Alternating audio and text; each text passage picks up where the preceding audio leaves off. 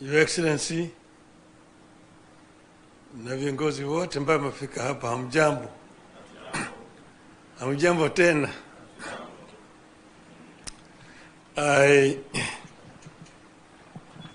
Now I'm delighted to be back home. You see, east, west, north, south, home is best. I feel very, very happy and delighted to be back to Kenya after what we went through. And I want to thank everybody. I want to thank you, the President,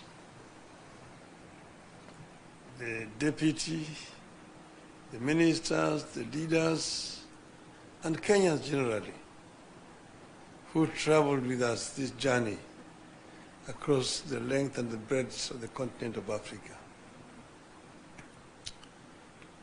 This was an enterprise that has been an eye-opener.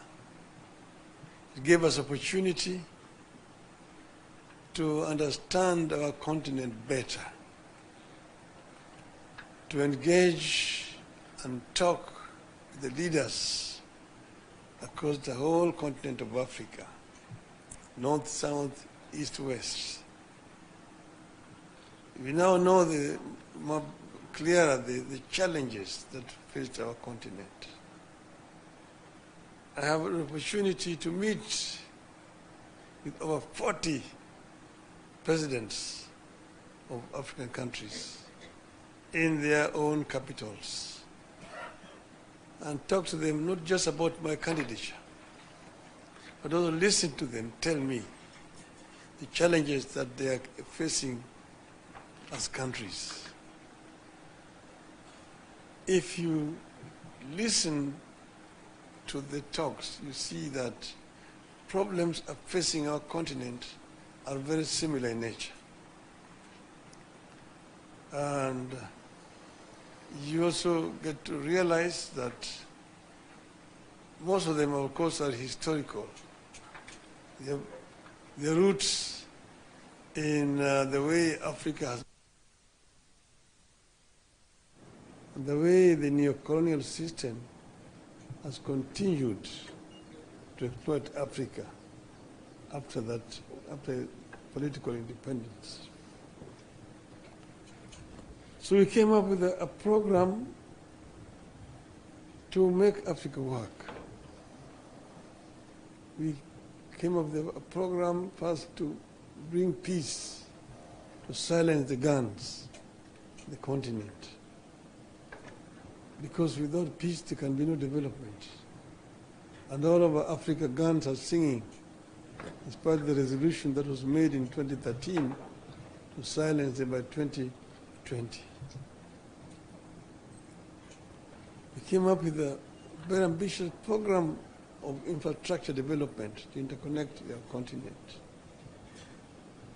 We also came up with a program of how to tackle the issue of climate change.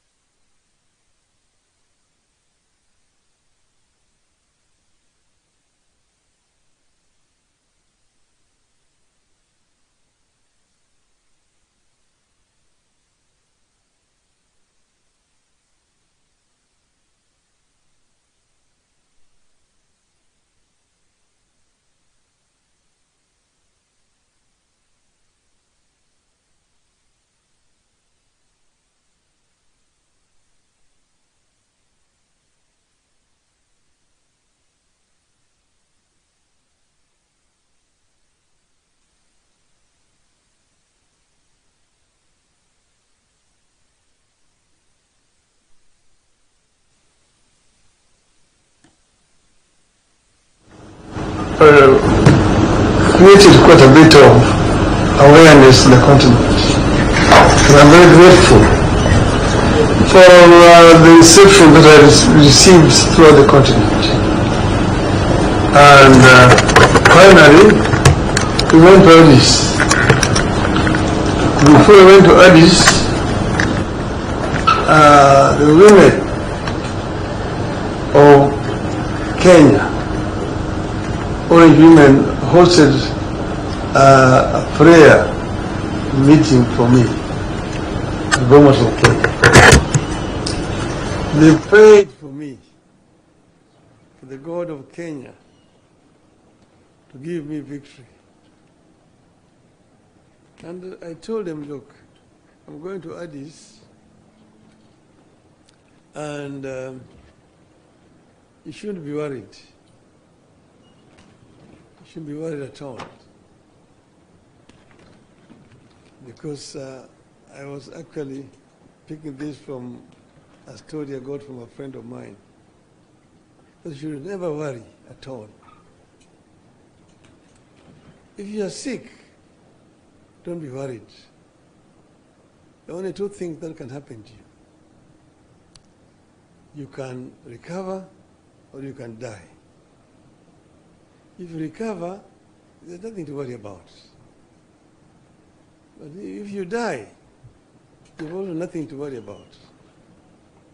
Because if you die as a Christian or as a Muslim, you have only two places to go to. Either you go to heaven or you go to hell. So if you go to heaven, you have nothing to worry about. You enjoy. But if you go to hell, you should not worry. Why? Because you're going to meet so many of your friends there that you'll take a lot of time greeting them and wishing them well, that you will not have time to worry about. So I told them that, look, if we win in Addis, we will have succeeded. But if we don't win, if we lose, we will also have succeeded. Why? Because we will have other jobs to do. We'll come back home and do other things. So we have succeeded because we have now come back home to join you people here, back home. So I am very grateful to be back home. I want to thank again my brother, younger brother, President William Ruto, who stood by me. He never asked me to run. I announced myself that I was going to run for this position of chair of African Union Commission. And he only came after I made the announcement to say that he was supporting my candidature. And he did support my candidature not just by words, but by deeds. He put up the machinery to help the campaign for me. I've seen billions being said, quoted, somebody's talking about 13 billion shillings spent on the Raila campaign. I don't know in which world those guys live on, whether they know what a billion means. A billion shillings to do what? The money that was spent was the money that was necessary just to hire transport to travel around. And we were not living luxuriously. We were eating whatever was given to us wherever we went to. And many other African countries were very generous. They provided us accommodation and so on. So, but the government gave what was required. The Ministry of Foreign Affairs was available 24/7. And the other government departments to make appointment for me to be able to meet the leadership across the continent. So I want to thank my brother very profusely for their support. And I also want to thank the other leaders across the continent, those who voted for us.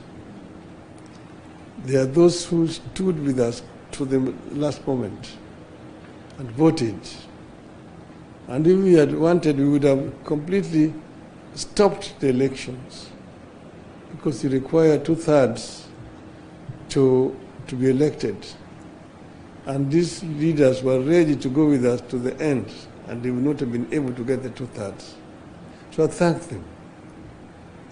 And I also thank those who voted against us, because in doing so, they were exercising their democratic right. That's how democracy works. So we are not bitter at all. I congratulated my competitors, the candidate from Madagascar, the candidate from Djibouti, who eventually won, and wish him well, indeed.